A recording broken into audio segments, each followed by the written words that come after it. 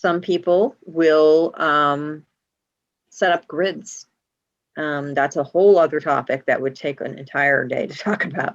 But you can get lots of pieces, and then you can set up a grid that creates like an energy field, and put it in whichever room of your house you feel needs that kind of energy.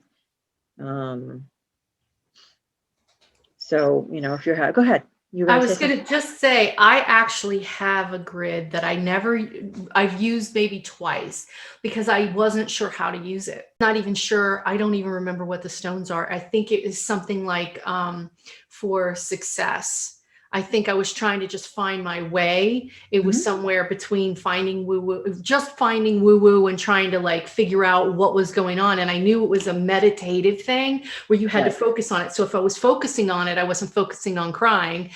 You know what I mean? So it was like, but it was like, I think it's a spiral pattern, and you're supposed to stick the stones on it. And I always felt like I did it wrong, which I'm sure you're talking about. I mean, I don't think there's a wrong way to do a lot of things. I mean, that's not necessarily the way that everybody believes, but I don't think that there's a wrong way.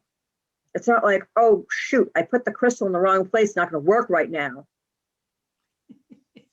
Yeah, I mean, the idea of it is to have a balance. So you make a pretty pattern so that it's balanced, so that the energy goes out and comes in the same pattern all the time. But does that mean that it's not going to work if you put two crystals in the wrong place? No, it'll still work. It's intention.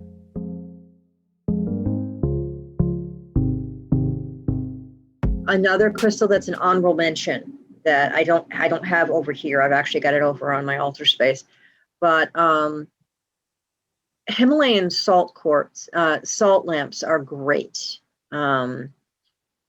for cleansing energy in an area. There's several ways you can go about it. I mean, you've seen them. They're a rock basically, and there's a light inside it, and it glows. Okay, what's the purpose of that? Okay, does it do anything? It actually does. Okay. What happens when you have the light inside the crystal is that it heats it up, and then some of the particles actually become airborne. And so it ionizes the air. It's sort of like if you have an ionizer machine in your house, or when we were talking before about going outside right after a rainstorm or a thunderstorm, and you have that smell, that ozone smell, that kind of cleansing smell. It does the same thing. It's cleansing your air by ionizing it. So yes, that actually is a real thing. That's not like a woo you. It's a real thing. It's doing the same thing that an ionizing machine that you buy in the store does. It just does it naturally. The only thing is you have to keep it on.